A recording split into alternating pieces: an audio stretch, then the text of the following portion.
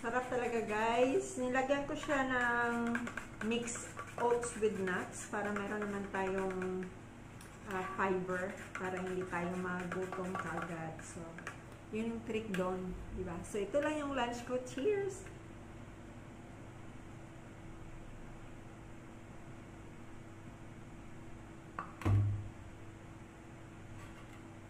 Heaven.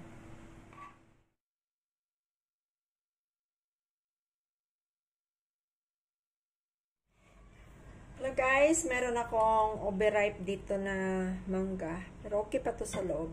So, shake natin. So, iwain ko lang siya.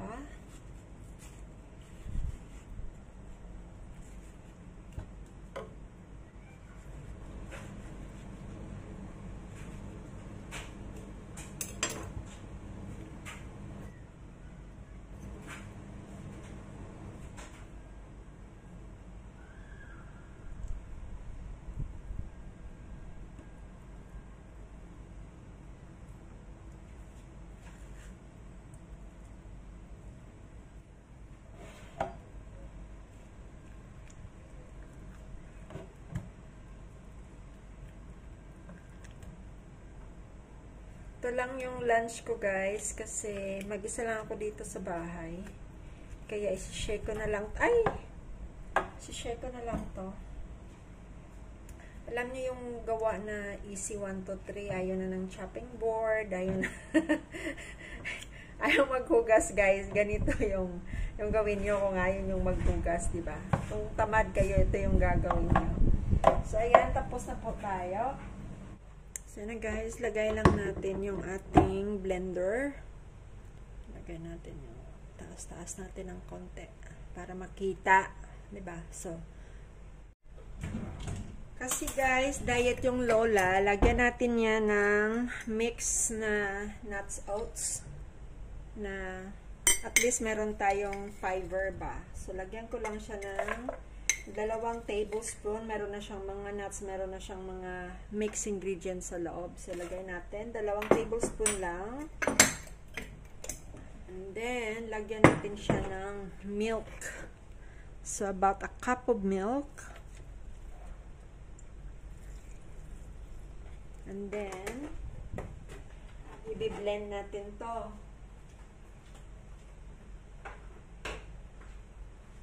Hindi na tayo gagamit ng milk or ng sugar, whatever, kasi matamis na yung mangga natin, di ba?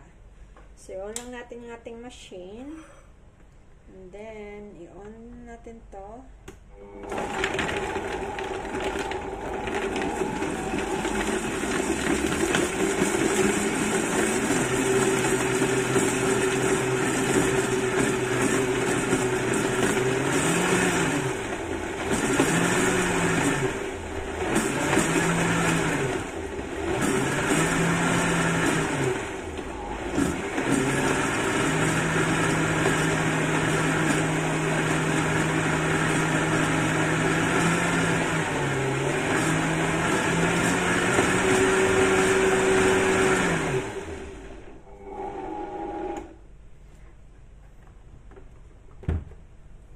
So, ayan na guys. Meron na po tayong sarap guys. Oh.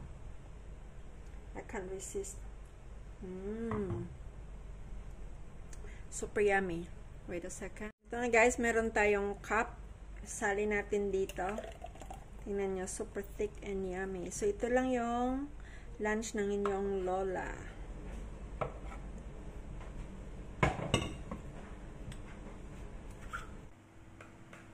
Sarap talaga guys. Nilagyan ko siya ng mixed oats with nuts para meron naman tayong fiber para hindi tayo magutom kagad. So, yun yung trick doon. Diba? So, ito lang yung lunch ko. Cheers!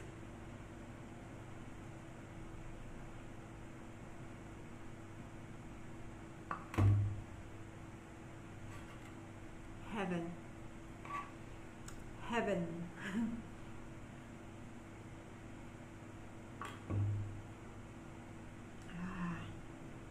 Super sarap guys.